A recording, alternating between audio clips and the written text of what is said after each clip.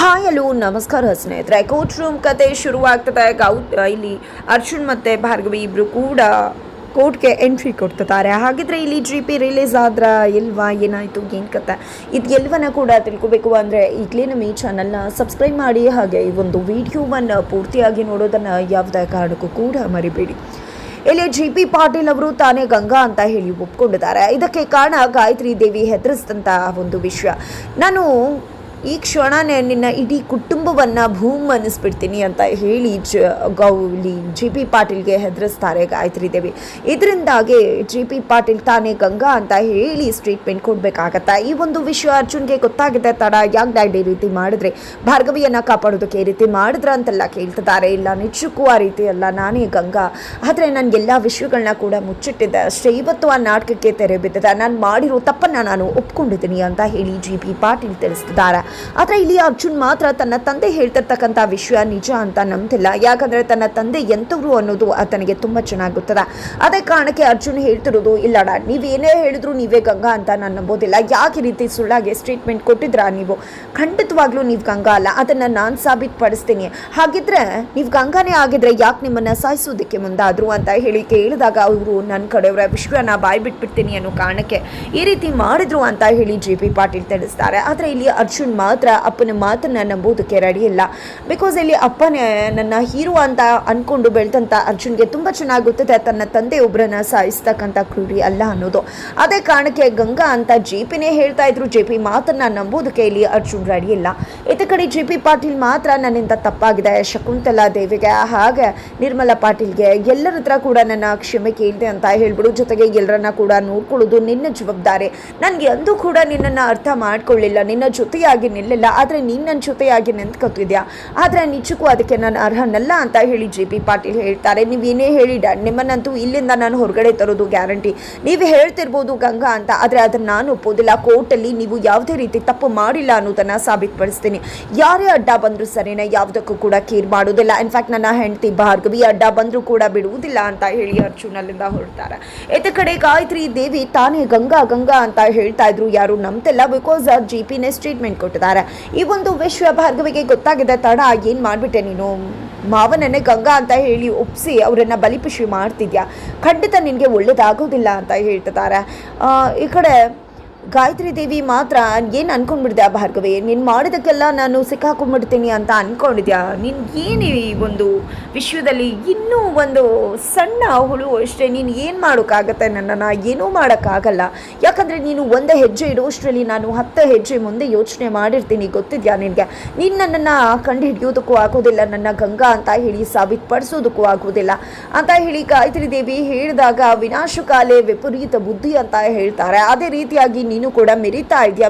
ಎಷ್ಟು ದಿನ ಮೆರೆಯೋಕ್ಕಾಗತ್ತೆ? ಖಂಡಿತ ಒಂದಲ್ಲ ಒಂದು ದಿನ ನೀನು ನಿಜವಾದ ಗಂಗಾ ಅಂತ ಹೇಳಿ ಹೊರಗಡೆ ಬರಲೇಬೇಕಾಗತ್ತೆ. ಈ ರವೀಂದ್ರ ಭಟ್ಗಳ ಮಗಳು ಭಾರ್ಗವಿ ಎಲ್ಲೆಲ್ಬಿ ಖಂಡಿತವಾಗ್ಲೂ ನಿನ್ನ ನೀಚು ಮುಖ ಏನು ಅನ್ನೋ ಬಣ್ಣವನ್ನು ಎಲ್ಲರ ಮುಂದೆ ಬೈಲ್ ಮಾಡೇ ಮಾಡ್ತಾಳೆ.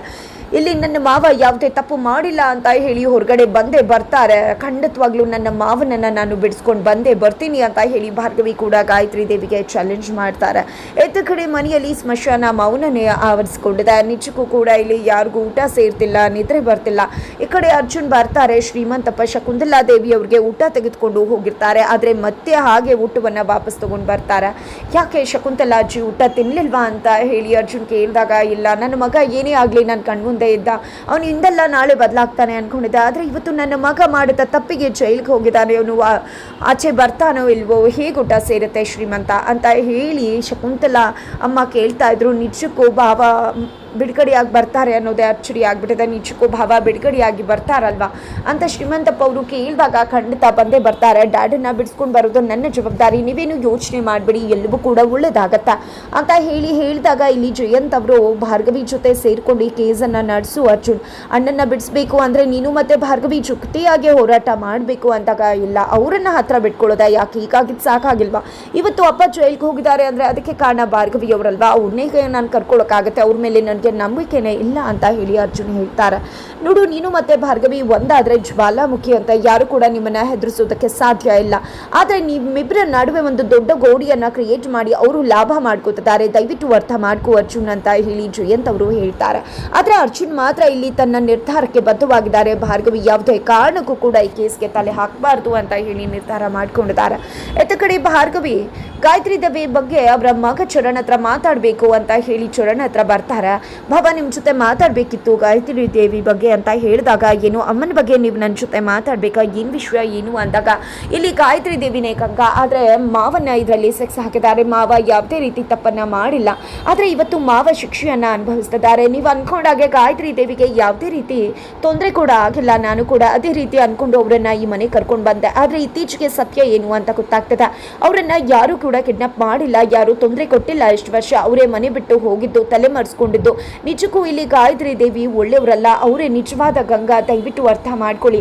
ಮಾವನ ಮನಸ್ಸು ತುಂಬಾನೇ ಘಾಸಿ ಆಗಿದೆ. ಅವ್ರ ಹತ್ರ ಹೋಗಿ ನೀವು ಮಾತಾಡಿ, ಅವ್ರಿಗೂ ಕೂಡ ಒಂದು ರೀತಿ ಮನಸ್ಸಿಗೆ ನಿರಾಳತೆ ಉಂಟಾಗುತ್ತಾ ಅಂತ ಹೇಳಿ ಇಲ್ಲಿ ಭಾರ್ಗವಿ ತಿಳಿಸಿದಾಗ, ಇತ್ತ ಕಡೆ ಚರಣ್ ಏನು ಮಾತಾಡ್ತಿದ್ರ, ನನ್ನಮ್ಮ ಗಾಯತ್ರಿ ದೇವಿ ಗಂಗಾ ಜೊತೆಗೆ ಆಕಿ ಅಷ್ಟೊಂದೆಲ್ಲ ತಪ್ಪು ಮಾಡಿದಾಳೆ, ಮಕ್ಕಳು ಬದುಕಲ್ಲಿ ಆಟ ಆಡಿದ್ದಾರೆ ಅಂತ ಹೇಳ್ತಿದ್ರ. ನೀವು ಹೇಳಿದ ಮಾತನ್ನ ನಾನು ನಂಬೇಕಾ?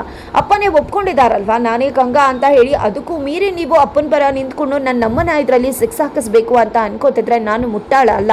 ಯಾವತ್ತಿದ್ರೂ ಕೂಡ ನಾನು ಅಮ್ಮನ ಪರವಾಗಿ ನಿಂತ್ಕೊಳ್ಳೋದು, ಯಾವತ್ತೂ ಕೂಡ ಅಪ್ಪನ ಪರವಾಗಿ ನಿಂತ್ಕೊಳ್ಳೋದಿಲ್ಲ ಅಂತ ಹೇಳಿ ಚರಣ್ ಹೇಳ್ಬಿಡ್ತಾರೆ. ಎತ್ತ ಕಡೆ ಅರ್ಜುನ್ ಕೋರ್ಟಿಗೆ ಬಂದಿದ್ದಾರೆ. ತಾನು ಇಲ್ಲಿ ತನ್ನ ತಂದೆಯ ಪರವಾಗಿ ಒಂದು ಕೇಸನ್ನು ಫೈಲ್ ಮಾಡ್ತಿದ್ದಾರೆ. ಅದೇ ಒಂದು ಟೈಮ್ಗೆ ಪಬ್ಲಿಕ್ ಪ್ರಾಸಿಕ್ಯೂಟರ್ ಆರ್ಕೆ ಕೂಡ ಬರ್ತಾರೆ. ಸ್ವಲ್ಪ ಪೆನ್ ಕೊಡ್ತೀರಾ ಅಂತ ಕೇಳಿದಾಗ ಅರ್ಜುನ್ ಸರಿ ಆಯ್ತು ಅಂತಾರೆ. ಬಟ್ ಅವ್ರಿಗೆ ಗೊತ್ತಿಲ್ಲ ಅವರು ಕೇಸ್ ಹಾಕ್ಲಿಕ್ಕೆ ಬಂದಿರೋದು JPಯ ವಿರುದ್ಧವಾಗಿ ಅಂತ ಹೇಳಿ. ನಂತರ ನಾನು JP ವಿರುದ್ಧ ಪಬ್ಲಿಕ್ ಪ್ರಾಸಿಕ್ಯೂಟರ್ ಅಂತ ಹೇಳಿ ಕೊಡ್ತಿದ್ದಾಗೆ ಅರ್ಜುನ್ಗೆ ಶಾಕ್ ಆಗುತ್ತೆ. ಆಗ ಲಾಯರ್ ಒಂದು ಮಾತನ್ನ ಹೇಳ್ತಾರೆ, ಏನಪ್ಪ ನೀನು ನಿನ್ನ ತಂದೆನೇ ಒಪ್ಕೊಂಡಿದ್ದಾರೆ ಗಂಗಾ ಅಂತ, ಇನ್ನೇನಿದೆ ವಾದ ಮಾಡಿ ಅವರನ್ನ ಗೆಲ್ಸೋದಕ್ಕೆ ಯಾಕೆ ಬಂದಿದ್ಯಾ ಕೋರ್ಟ್ಗೆ, ನೋ ಯೂಸ್ ಅಂತ ಹೇಳ್ತಾರೆ. ಆದರೆ ಅರ್ಜುನ್ ಮಾತ್ರ ಇಲ್ಲಿ ನಿಂತಿರುವುದು ಅವರ ಮಗ. ಅರ್ಜುನ್ ಯಾವುದೇ ಕಾರಣಕ್ಕೂ ಅವರ ತಂದೆಯನ್ನ ಜೈಲಿಗೆ ಕಳಿಸೋದಕ್ಕೆ ಒಪ್ಪೋದಿಲ್ಲ. ನೋಡ್ತಾ ಇರಿ ಏನ್ ಮಾಡ್ತೀನಿ ಅಂತ. ಅದು ಯಾರೇ ಅಡ್ಡ ಬರಲಿ, ಏನೇ ಎದುರಾಗ್ಲಿ, ಎಲ್ಲವನ್ನ ಕೂಡ ಫೇಸ್ ಮಾಡಿ ನನ್ನ ತಂದೆಯನ್ನ ಕಾಪಾಡ್ಕೋತೀನಿ ಅಂತ ಹೇಳಿ ಇಲ್ಲಿ ಅರ್ಜುನ್ ಆರ್ಕೆ ಅವ್ರಿಗೆ ಚಾಲೆಂಜ್ ಹಾಕ್ತಿದ್ದಾರೆ. ಇತ್ತ ಕಡೆ ಪೊಲೀಸರು ಕೂಡ JP ಪಾಟೀಲ್ನ ಕೋರ್ಟ್ ಕರ್ಕೊಂಡು ಬರ್ತಿದ್ದಾರೆ. ಇದೇ ಒಂದು ಸಮಯದಲ್ಲಿ ಭಾರ್ಗವಿ ತಾಯಿ ಕೂಡ ಕೋರ್ಟ್ನಲ್ಲೇ ಇದ್ದಾರೆ. ಭಾರ್ಗವಿಯನ್ನ ಭೇಟಿ ಮಾಡೋದಕ್ಕೆ ಬಂದಿದ್ದಾರೆ. ಇಲ್ಲಿ ಭಾರ್ಗವಿ ಮೇಲೆ ರುಚಿಗೇಳ್ತಾರೆ, ನಿನ್ನ ಮಾವನನ್ನೇ ಜೈಲಿಗೆ ಕಳಿಸ್ಬಿಟ್ಟು ಮನೆಯನ್ನೇ ಅಲ್ಲೂಲ ಕಲ್ಲೂಲ ಮಾಡಿಬಿಟ್ಟಿಯಲ್ಲ, ಇದೇನಾದರೂ ಉದ್ದೇಶಪೂರ್ವಕವಾಗಿ ಮಾಡಿದರೆ ನಿನ್ನ ತಂದೆ ಕೂಡ ಕ್ಷಮಿಸೋದಿಲ್ಲ ಅಂತ. ಇಲ್ಲ ಅಮ್ಮ, ನೀನು ನಂಬುವುದಿಲ್ವಾ ನನ್ನ? ದಯವಿಟ್ಟು ನಾನಂತ ಕೆಲಸ ಮಾಡ್ತೀನ? ನಾನು ಗಾಯತ್ರಿ ದೇವಿಯನ್ನ ಮನೆ ಕರ್ಕೊಂಡು ಬಂದು ತಪ್ಪು ಮಾಡಿದ್ದೇನು ನಿಜ, ಆದರೆ ಮಾವನ ಮೇಲೆ ನನಗೆ ಯಾವುದೇ ರೀತಿ ದ್ವೇಷ ಇಲ್ಲ ಅಮ್ಮ.